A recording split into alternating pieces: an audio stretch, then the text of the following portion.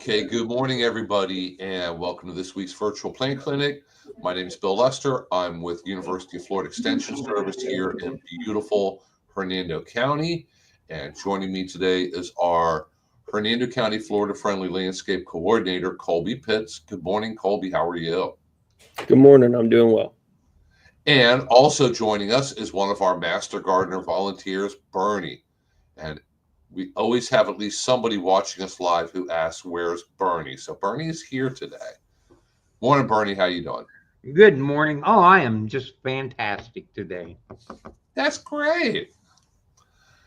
It looks like we don't have anybody watching us live yet, so hopefully they'll be popping on in just a moment here. Oh, there we go. Here comes somebody. So, as always, if you're watching us live, please feel free to ask your questions, make a comment, whatever. If you put that in the comments, whether you're watching us on Facebook or YouTube, I will see that and show it if it's appropriate, and we'll do our very best to answer your question. If we can't answer it, we'll look it up.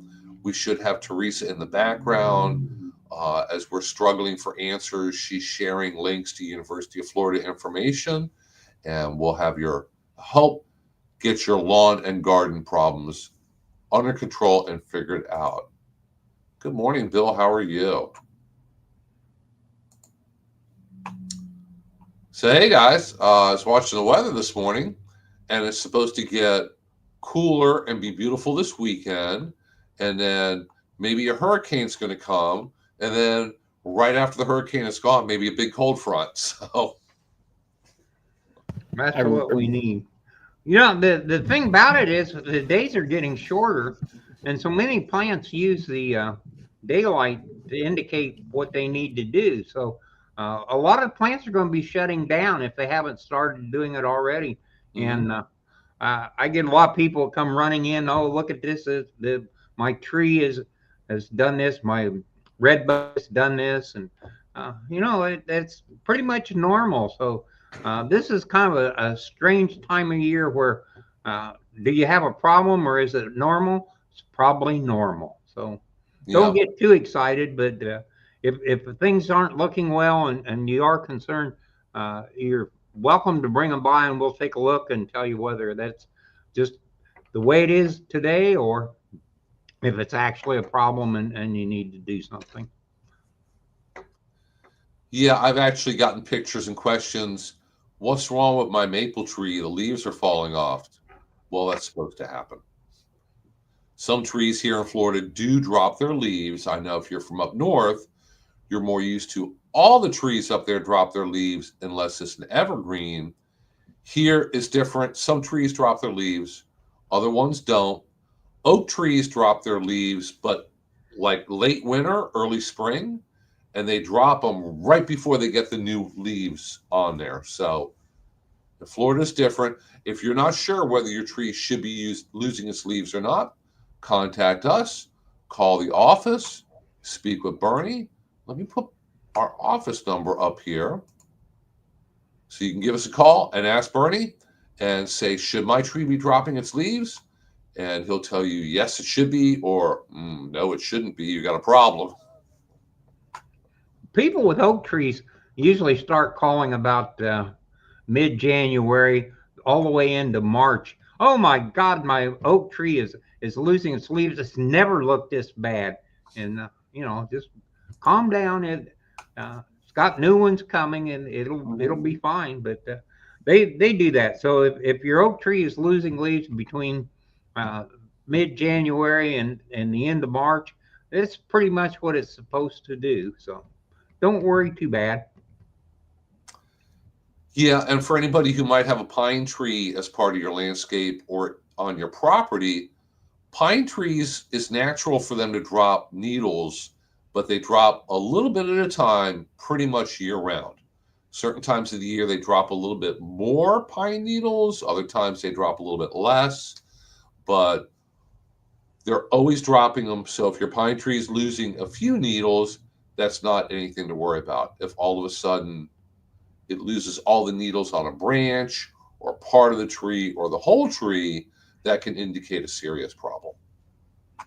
And of course, pine trees lose a lot of limbs. They limb themselves up. So uh, if you plant a pine tree and you're new to the area, as the tree gets bigger, it's normal for it to lose all the bottom branches. And that's kind of scary to have a reasonable sized branch suddenly laying in your backyard, and really doesn't indicate there's a problem going on at all. So we got a question for Bill about the new compost program. Are they going to benefit from all of this hurricane yard waste that's being collected and picked up? I believe here in Hernando County, it's all going to the landfill up there in northern Hernando County, and ideally will all be ground. Well, it's going to have to all be ground up, and will ideally most all of it should be turned into compost as a part of their new composting program. Need to have Leanna on here soon. She could tell us everything that's going on up there because she's in charge of the composting. And you know that you can go up there, and they have always taken the yard waste and they grind it up, and you can go up there and pick up mulch, but it's just whatever got brought in there as far as trees, bushes, everything else, they grind it up and you get what you get. So it might be stinky, it might have weeds, it might have invasive tree seeds in it, a little bit of litter and this and that. I think generally is pretty trash free, but you kind of get what you get. Not always the highest quality mulch for an urban landscape. Yeah, we had a company that was doing grinding up trees and then composting it out on the east side of town. And when they went out of business, they had a couple of piles that had been there pretty much since they had started. And the bottom of those piles had some of the nicest compost. It had been sitting there composting for 4 years, 5 years. It just had the perfect texture. It was a great product. So, but it takes a long time for only trees to compost out. If you've got other things mixed in with it, it goes much quicker. Yeah, I know that there's a service or a program called Chip Drop, and I believe you can contact them, and they work with tree trimmers, and especially the services that trim trees around power lines and things like that. And they will come by and dump their load of chipped up trees in your driveway, your front yard, wherever you tell them to drop it for you, if you want to use it for mulch or to build up your garden with. Once again, you kind of get what you get. You know, you can't be too selective over which trees you get. And, you know, I'll take that tree chipped up, but I don't want that one. And people will lay it down like a foot or so thick. And that does make a fine base to garden in. It just does take a long time for wood chips to completely break down. You can throw in extra nitrogen, that's going to make it go faster. You can bring in fully finished compost and work in it first, use the wood chips on top of it as mulch. That works. But if you're kind of playing the long game and you're patient, maybe a truckload of chip trees is going to be a good idea for your yard. Colby, does the university still offer a program where you can get your lawns certified as Florida friendly? That's something that's kind of been put on hold. I haven't had too many. I've only had a couple people ever ask about it. And the last person that asked about it didn't follow up. I know that they have just recently been doing. They've redone like how those certified Florida friendly yards go. And I've yet to hear exactly how that's going to work now. I haven't done them here since I started, but that doesn't mean that we're not going to do them. I'm kind of waiting for the dust to settle on them, remaking that program for me to start doing that. But if you are interested, please let me know. It's a really good gauge of interest. if people are interested, that's, it's kind of my job to offer the things that people are interested in. So if that's something that you're interested in, please shoot me an email. I'm sure at some point my email is going to be on here, or give me a call at the utilities department, and we can see about it.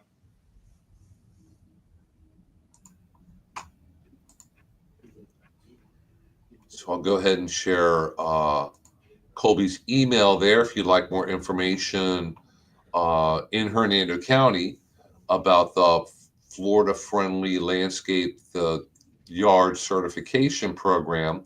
And if you live in another county outside of Hernando County, if you contact your local extension service, they can tell you who is in charge of that and exactly what they're doing as far as that goes. I know that they changed the and updated the checklist and the rules about what you have to do to be able to be certified. I know there was a problem, and they did add something as far as you have to go through recertification every couple years. Mm-hmm. Yeah, I think it's every 2 years. Yeah, they had people who lived in the house, had a beautiful yard, would get their yard certified, and they pass with flying colors, and they get the yard signed, they put it out in front of their house. Time goes by, they sell the house, they move, things get overgrown, invasive trees come in, and then, years down the road, the house looks almost like a haunted house, but it's got this sign out front that says it's Florida Friendly Landscape. And people might have kind of gotten the wrong impression. Is that what a Florida Friendly Landscape is supposed to look like? So now you do have to get kind of recertification or checkup every couple of years, and I'm not sure the details. Mm-hmm.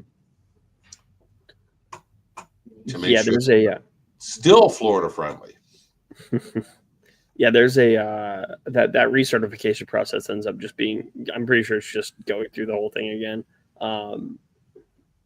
But like I said, we haven't done that program since I've been here, and it's one of those things where it kind of gets a little bit difficult because I don't, work for the university like most FFL agents do. So I kind of got to make do sometimes, and that's been one thing that I haven't had there's not enough people interested in it to like really build out a whole program. But if there are people interested in it that I just don't know about, that's a different story. So, if that's something you're interested in, please let me know. Yeah. Last one I did was when Lily was here, and fellow was in a mobile home park, trailer park, or whatever. I don't know what they call those. But anyway, he had a really nice setup. He had a double lot. He had a qualified on everything except one of the plants he used was an invasive, and it was on the prohibited list. Mm-hmm. And we explained that, as long as you have that plant, we can't certify you. That's the only problem. And he said, well, I really like that plant better than I like your sign. So that was the end of it. And haven't had any requests since then that I know of. We saw some really beautifully landscaped buildings in the county. It's some of the homeowners have done a fantastic job. Some of the people mistake turning a thing into an arboretum for Florida friendly, and that's not really what the intent was. The idea was to do a nice job of landscaping, a pleasant view with Florida friendly plants. And an arboretum, although it is kind of neat to have one of everything in the lawn, that really didn't count as what the intent was. So, and there's not a whole lot of things that are like immediately disqualifying in that checklist, but having an invasive plant is one of them. So if you can have it can be immaculate, but you have a pepper tree or something growing. Nope, absolutely not. And that's one of the things that several times where people would have something that was invasive, and they wouldn't give it up. It's really not a good plant, and it's listed on the invasive scheme, and you can't have it. it's a mature plant now. I'm not going to get rid of it. So I see that a lot with mature trees, big trees, camphor trees especially. Yeah. Where it's like, I mean, and they are aesthetically very pleasing trees. They're a lot of shade, but man, they spread, which is the big issue, right?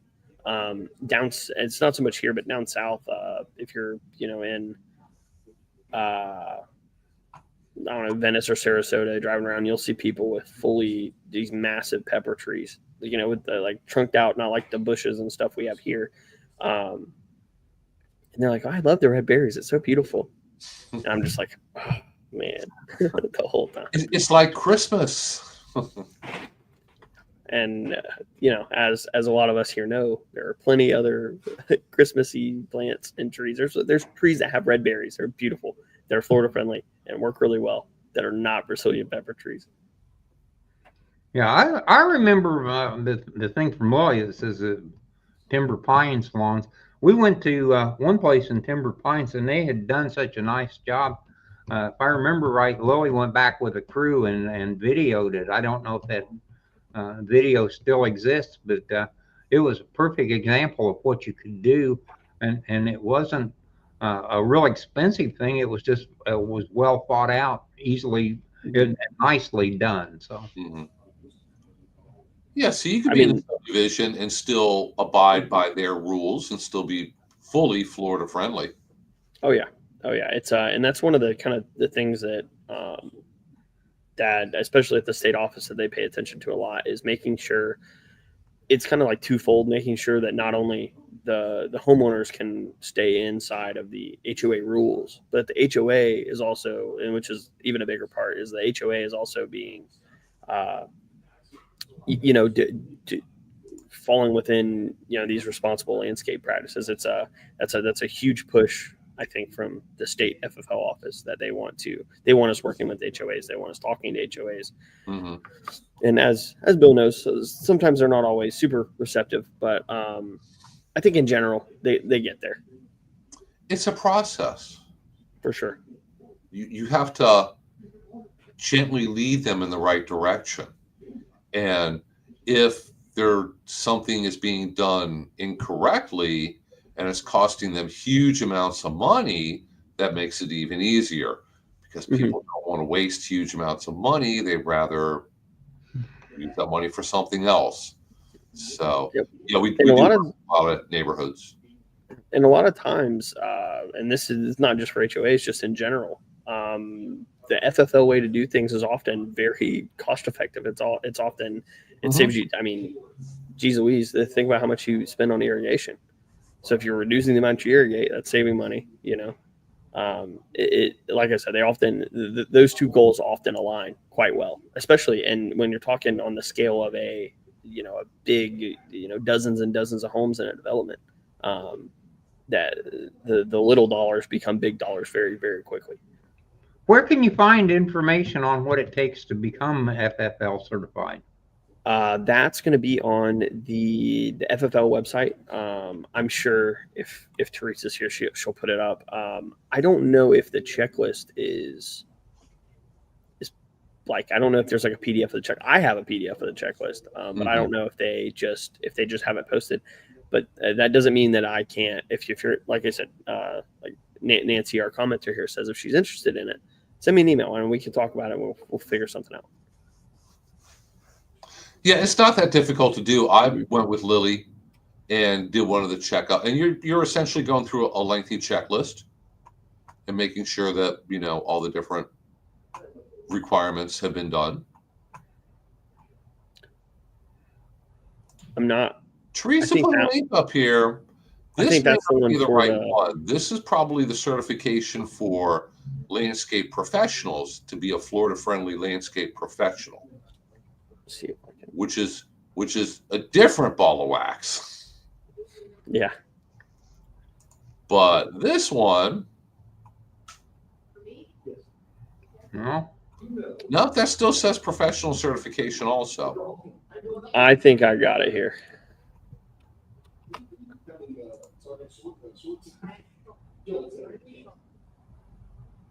Oh, and they do have the checklist. It's just out there. It's just They have the whole nine when it comes to all the things you need to figure out, and it is valid for 2 years, as you said earlier. But all that stuff's there. There's a manual actually that tells you exactly Wow. how to do it. I think these signs have maybe they're changing. They're going to change. I know that I have the sign that's on the picture there are the ones that I have. Yeah, so for a homeowner, you're looking for landscape recognition. If you're a professional landscaper, you're looking for the professional certification. They have both.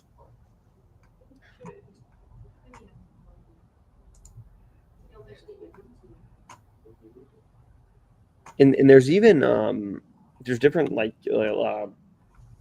categories with it too, because there's I know that there's home landscape, and then you have, which I'm not too familiar with the natural. I haven't looked into that too much. But there's like commercial. HOAs can look at them for their common areas. Even new construction has its own thing when you're establishing and all that information is all on that link that was posted in the comments. I love new construction. That's when they bury all the pieces of wood that are going to provide the mushrooms for the next 10 years. I was just amazed at how many mushrooms popped up in our yard in various places from the water we got with the hurricane that came through. So, it doesn't take a lot, and you can have some really varied things. I had chantilly's and chanterelles. I'm sorry, wrong word.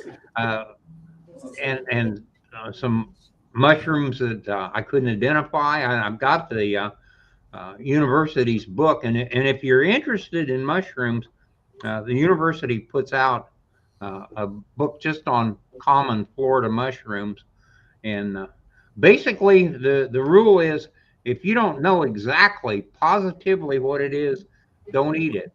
Yep. On a mushroom walk with one of the professors, and somebody said, "Oh, here's one. What about this?" And he said, "Those really taste terrible."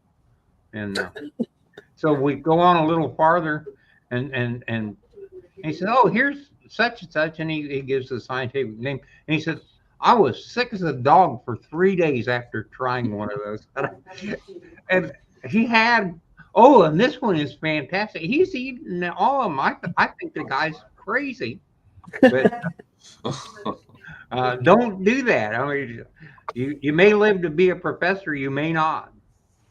Those some of those mycologists are really they're really dedicated to the craft, and they Well, it's strange. Yeah. A lot of the you gotta have a lot of respect for those folks, because sometimes that's the only way you find out. I mean, scientists have been being their own test subjects for millennia, and so much of the knowledge we have comes from dudes walking in the woods eating mushrooms trying to figure out what they do. But, Here, try this and let's see if you survive or not. I'd err on the side of caution. Just don't eat mushrooms and pick up off the ground, period. Yeah, Florida is different. We have a huge number of mushrooms here. A lot of them look very similar to edible ones. So it's up. I know up north, people will go out mushroom hunting, and there's far fewer potential mushrooms up there, potential species. So if you're going, somebody told me that there's a state that really welcomes people to come mushroom hunting. Minnesota, I think, maybe. I don't know. But if you go to Minnesota hunting for mushrooms, there's only a few, and you kind of know, like, oh, well, that one's good, and that one's, poisonous. Here in Florida, there's just a huge number of them. Very, very, very difficult.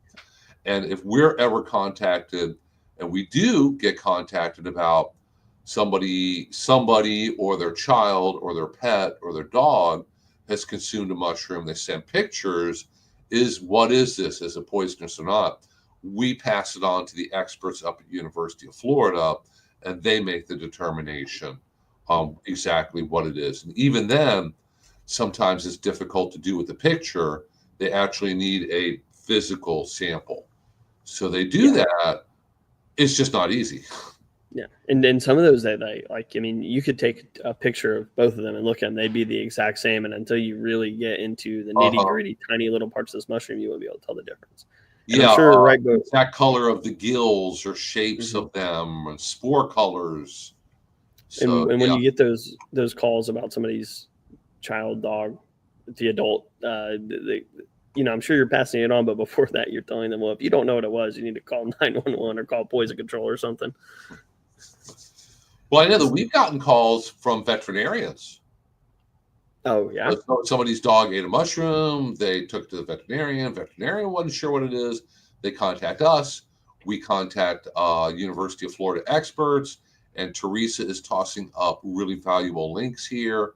So link to University of Florida's plant pathology department on mushrooms, and a little bit about our mushroom specialists. I took mycology from Dr. Kimbrough, who was the former mushroom expert, and he had been at University of Florida for years. We'd be in class, and he's referencing research papers that he had done, papers he had written, and had been published in like 1960. So he had been doing it for a long time. And he told us, he said, I wouldn't go walking through the woods in Florida and picking mushrooms and eating them. Mm-mm. So if he's not going to do it, I'm not going to do it. I love mushrooms. Mine come from the grocery store. Yeah, Kimbrough wrote the book. So Yep. Mushrooms of Florida by Dr. Kimbrough is the reference book for homeowners. And he tells you only a few are really recommended that you try them, and they're referenced to other mushrooms that might look the same that are not edible. So yeah. Mushrooms are one of those things that just have such a large research base. I think it's because they're interesting, but there's just so much research. If that's something that you're interested in, you need a hole to dive down for a weekend or something. There's so much information available on mushrooms, and there's a lot of people who have dedicated their lives specifically to researching mushrooms. So there's so many. It's not something that you're going to struggle to find information about. That's for sure. Yeah, and the edible ones are extremely healthy for you. Mm-hmm. So it's not just a matter of, well, they're edible, but I don't know who on earth would want to eat them. Mushrooms, the ones that are edible and safe to eat, are very, very good for you. Now, we also deal with and are contacted by people who want different various weeds and little plants identified. Some people are always asking, can I eat this? Is it edible? And just because it's edible doesn't mean you really want to eat it. Well, I mean, you can eat anything once. Yeah, once. Please do not eat things you find on the ground. Just I'll leave it at that. That's my piece of advice: is just avoid it if you can. And we can't help you get it identified. So get it identified first. Eat it second after you know that it's safe. Don't do that vice versa. Yeah, the park over at Bushnell had an edibles, wild thing edibles program a couple of times a year, and Kristen Wood runs it. And Kristen's been doing that for a long time. I've attended those programs and eaten some of those things that I kind of like the pine tea. I think that came out pretty well. And some of the other plants are not too bad, but some of them, although you're right, they're edible, but they aren't something that I would normally want to eat. So yeah, some of the different green things that you could throw in a salad. I have been told that some of them are very tasty and very good. Some of them contain unique compounds that are very, very healthy for you.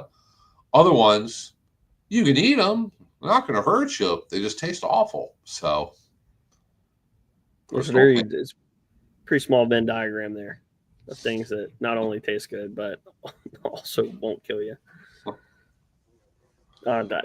They've been doing those like even since I'm from Sumter County. So like I used to go to Day Battlefield all the time for when I was a kid, doing all kinds of stuff. That's a super cool place to go. Yeah, I've been there before. Very, very nice park.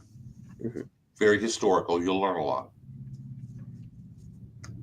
Here, Sumter County should appreciate us for tossing in a pitch for them.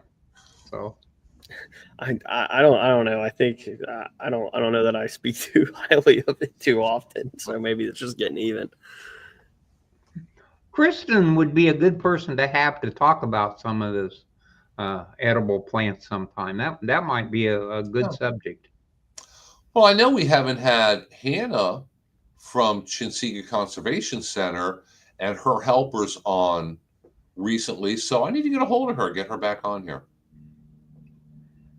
But she's very knowledgeable with all the questions about wildlife. So hopefully you realize that if you have a snake you want identified, I can identify a black snake. That's pretty much it. A ringneck snake, I know what they look like. When it comes to birds, I can identify a blue jay and a cardinal. That's about it. Oh, you can get a coach whip. You got a coach whip. Those are easy. Mm-hmm. The interesting thing about it is our park system hires some really knowledgeable people. And I think it's because these people are so dedicated that in order to be with what they love, they take ridiculously poor pay to do a job that that is really a labor of love rather than a job to them. And it's definitely a for the love of the game type of job, for sure. I know Susie volunteers up at Homosassa Park, and so many of the people that are working up there are really dedicated people. Taking maybe half what they could get somewhere else because they really love what they're doing. So makes it great for the citizens. Yeah, I hear Homosassa is still shut down. They haven't reopened from the hurricane.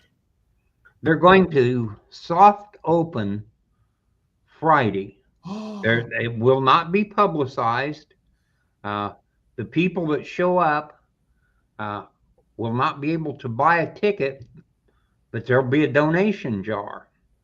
The building that you normally enter the park through is still torn up. So they're going to have you park in the west parking lot and enter through a little gate and put a little contribution in the jar, and you can go through. Most of the park itself is back up in pretty good shape. There's only a couple of little areas. It's kind of a funny thing because now the last area to get fixed is at one of the gates. So instead of being a big loop, it's a big one-way thing. You walk all the way around the park, around the boardwalk. You get to the end of the boardwalk, you got to turn around and go all the way back to get out. You cannot make that last little bit. Good hike for you. Beautiful weather too. Y'all need the exercise.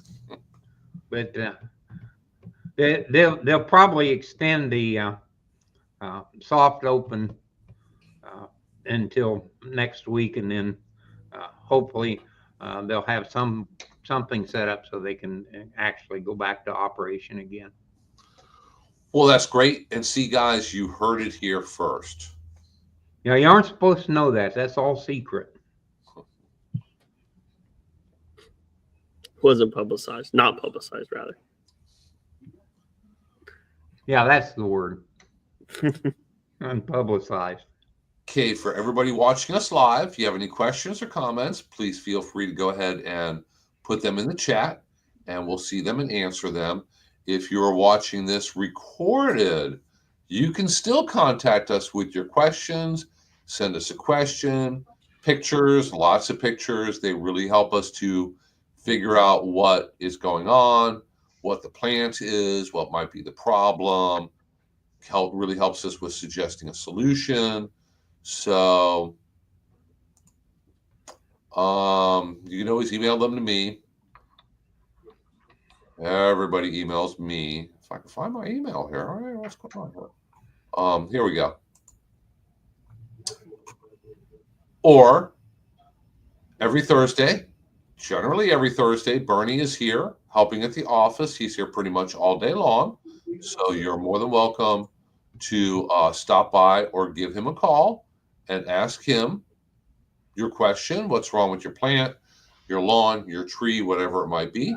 And we'll help you figure out what the issue is and what the solution is. And let me go ahead and show Colby's link tree. If you go there, you can contact Colby. And Colby also takes care of the rain barrel program here in Hernando County. And we also have a compost bin program here in Hernando County. And once a month, we have a class. And we do the two of them together, you know, all the same place, same time, pretty much. And you can get all the information and details from Colby's link tree right there for how to sign up for those. How are we doing for signups for the next one? Do we even have it up? I When is that? I sent out our wait list emails this morning. So those folks will be signing up or not signing up, but hopefully signing up. But you know, special for our viewers here, if you are interested in it, the signups are open. As Bernie said, unpublicized right now at that link tree. If you you know, if you're interested in attending a rain barrel workshop, you can sign up now. I'll post the Facebook event. I don't know, Monday probably. Had a couple in today that had some lawn problems, and we were discussing it. And she mows the lawn and sets the mower at 3, thinking that that's 3 inches. And here it is. And when you put a ruler on it, turns out it's just a shade under 1 inch that it's mowed. And of course, you can appreciate what has happened. See that there are no hairs on the little root, and that's the only root that's longer than 1.25 inches. So the whole lawn is turned brown. What do they need to do? And unfortunately, at this point, they're going to have to resod. But one thing you need to remember is the numbers on those mowers are strictly arbitrary. The 3 didn't mean 3 inches. In her case, the 3 on that mower meant 1.25 inches. It's the third lowest one they got.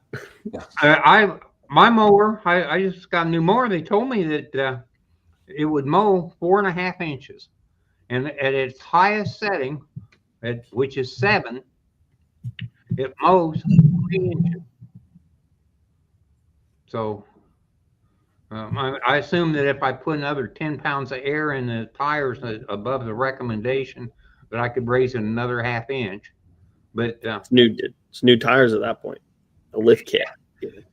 But it's just amazing that the mowers that you buy today, a push mower, a new push mower, very rarely will make 3 inches. So I've had customers that put bigger wheels on so they can get it up and mow the lawn at some reasonable height. So just because the mower says 4 or whatever, that's not inches. That's just a number. That's a reference number. 4 being it's mowing higher than if it was at 3. So here, I just changed our background picture here. And this is somebody who had issues with our once-a-week irrigation rules here in Hernando County and said that he needed to be allowed to water his lawn not on a day other than his regular day because he had just fertilized it, because he wants his lawn to look beautiful, green and beautiful again, and have it come back. And if you fertilize it and you don't water it right away, you're going to burn the lawn. Well, good news for him is he has no lawn to burn, so he didn't have to worry about that. Fertilizing bare dirt and watering in the fertilizer doesn't make the bare dirt grow or turn green or really anything. He has just tiny little bits of grass left in his yard, coming from, he probably had a gas push mower and set it on the lowest setting and did that many, many, many times. until he ended up with pretty darn close to nothing. And at this point, if he really wants the lawn, he's going to have to resod it. It's not going to grow back. It's not going to fill in. I don't care if you fertilize it. I don't care if you water it.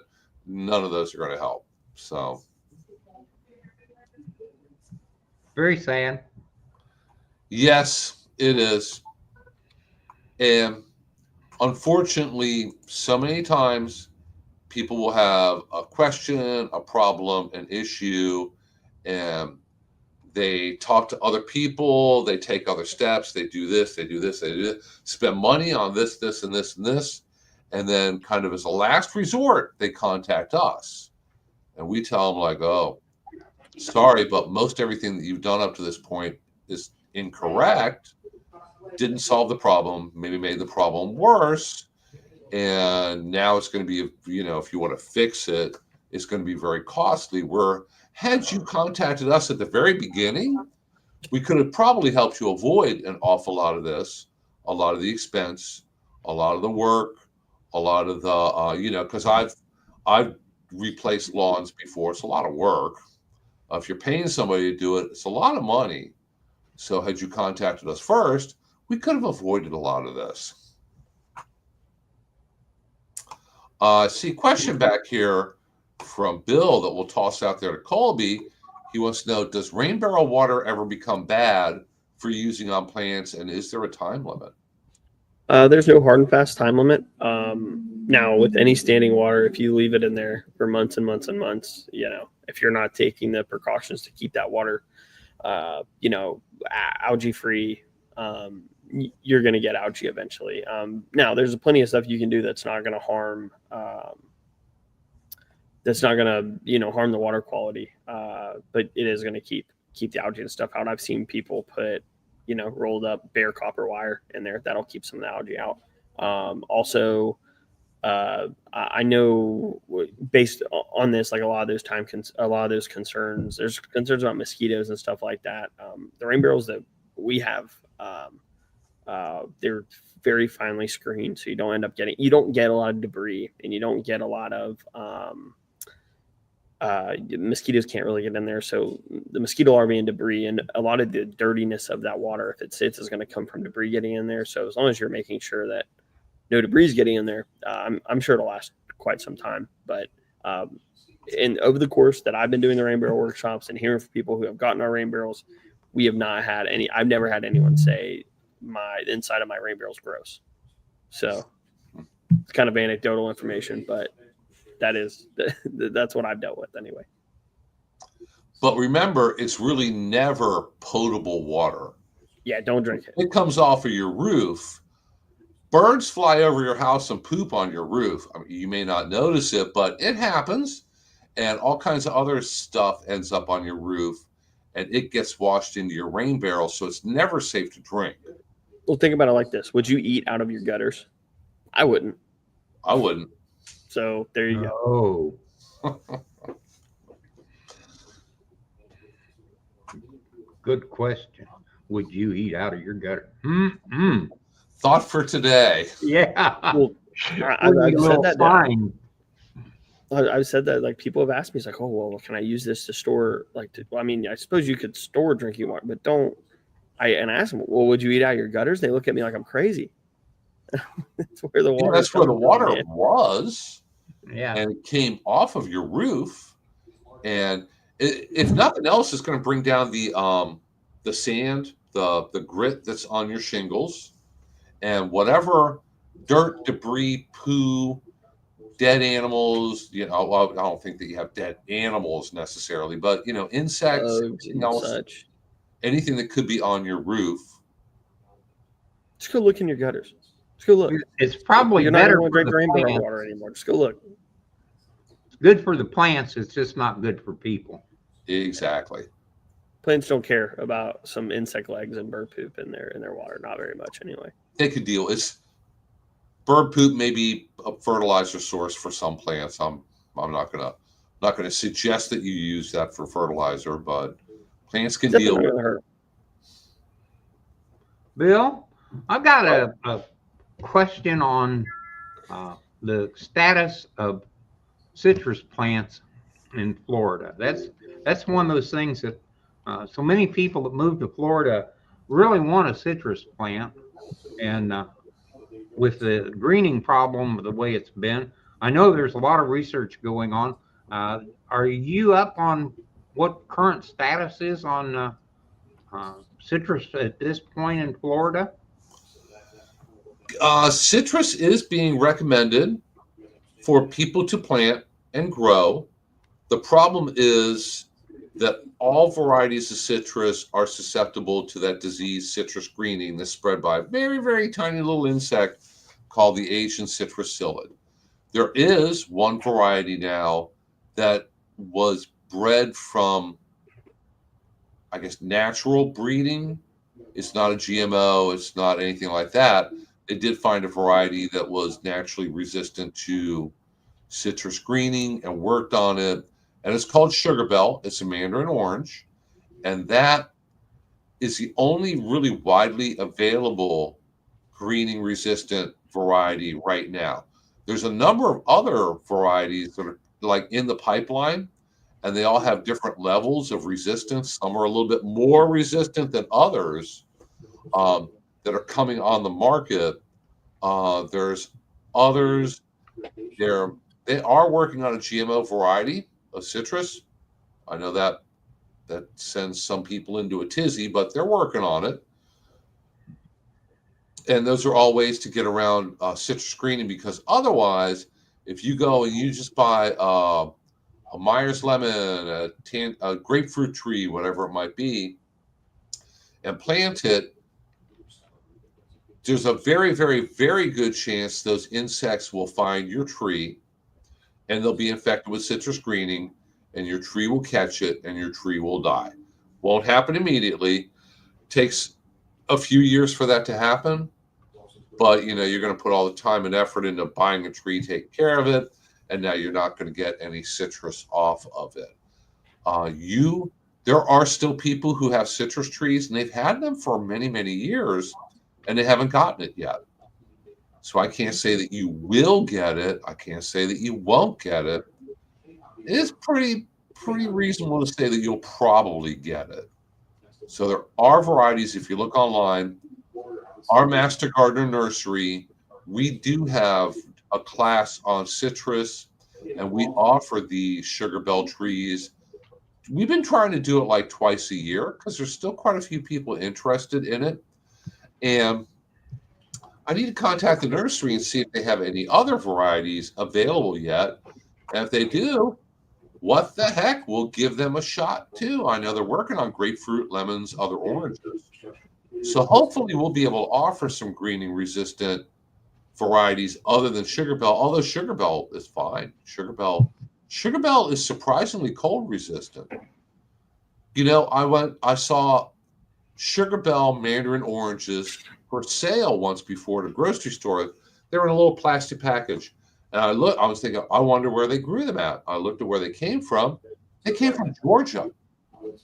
They can grow them as far north as southern Georgia. So that's pretty cold tolerant citrus. But yeah, that's the only option right now to avoid greening. Do kumquats have the same problem? Yes, kumquats can get citrus greening also. What about the little finger limes? Finger limes do not. Finger limes are technically in the same family. Finger limes do not get citrus greening at all, ever. Oh, well, that's the plant then. Okay. And we did have a class, or we did offer them at our nursery just a few months ago, and we're going to do that again. I bought one, and I planted it, and it's doing really well. It has flushed out and gotten a little bit of new growth. Hasn't dramatically grown a lot taller or a lot wider. Looks very good. Very good. So hopefully I'll get gourmet finger limes someday. So, hey, guys, we're getting close to that time. So if you have any last minute questions, comments, whatever it may be, go ahead and put them in, and we'll do our best to answer them. Let me start showing all of our contact information once again. There is my email. Here is our office phone number, so you're more than welcome to call. You can actually call and speak with me on Thursdays if you'd like. Here is our Facebook page. Please be sure to follow us on Facebook. When we plan any of those classes, if we're going to purchase and then resell, offer to the public, citrus trees, finger limes, whatever it might be at the nursery, we always put that information on Facebook. So follow us on Facebook, and that way you can keep on top of everything that we're doing, everything we have coming up. We have a nursery. Our Master Gardener volunteers run a nursery. Here's the address. It is located right off of State Road 41 here in Brooksville, right behind the Hernando County Fairgrounds, on the same street as Animal Control. And they're there Wednesday mornings and Saturday mornings from 8:30 in the morning until noon. You know, we've done a lot of classes over the years, and pretty much since COVID, or really before that, we have tried to record all of them. So all the ones we do online are very easy to record. You just have to remember to hit the record button, and if you do that, you're good. You're going to be recording it, and we take them and put them on Hernando County Government's YouTube channel. So be sure to check out their YouTube channel. You'll see a lot of very interesting videos on the fire department, sheriff's department, landfill, everything else. If you look, you're going to find a playlist for Florida-friendly landscaping and one for extension. And we have lots and lots of recorded classes on there that you can learn a lot from watching. And where's Colby? Here's Colby's direct email. And then, like I said, Colby also has a link tree, which if you go there, has links to all the different things that he has going on. And I think that's it. That's a bunch. That's a lot.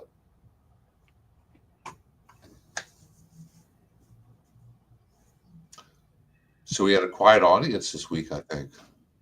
Yeah, just a little bit. That's okay. They're all out running around the block, losing weight to get ready to stuff themselves in 2 weeks. Very, very good planning. Get that weight down so that you can really go big. I'm planning on lots and lots of outdoor time this weekend because the weather should be beautiful. So take advantage of it. Don't let it pass you by. I know that we will be here next Thursday, November 21st, but the week after that is Thanksgiving, and we won't be here Thanksgiving. So that's a promise. Yes, it is. We have a lot of family coming over. We're cooking this year, so. I wondered why we didn't get an invite. So that's it. You just got a house full. Seems like everybody else is coming, so. I'll be all over the state of Florida. Those 3 days, Wednesday to Friday, I'll be everywhere. Yeah. Visiting lots of family, hitting lots of different dinners, or. Yeah. When I have two families. My fiance has two families, so then it's like, and nobody lives close to anybody else, so it's everywhere. Okay, we got time for one last question. Bernie, Nancy's crepe myrtle has some kind of black mold on the leaves. Is this normal? Yes and no. It's sooty mold, and it's because you probably have aphids or some other little insect on the plant. Don't worry about it. All the leaves are going to fall off. It's not going to be a problem. It probably would make sense to maybe rake up those leaves and dispose of them, but if you don't, it won't make much difference. And the new leaves next year will be fine. So since it's crepe myrtle, you are very lucky. You don't have to do anything. I like that kind of garden advice. Okay, guys, I think we're going to go ahead and wrap it up for today. So all of you who were able to join us, thank you so much for joining in. We will be back again next Thursday at 10 o'clock in the morning. We will not be here the week after that because that's Thanksgiving. So if you have any questions, comments, please be sure to contact us or save them all up for next week. If you have pictures, email them to me. I can show them here live and share them with everybody so we can all kind of work together to figure out what your plant problems are. So until next Thursday, you guys all take care and have a great week. See you then. Bye, guys. Bye-bye.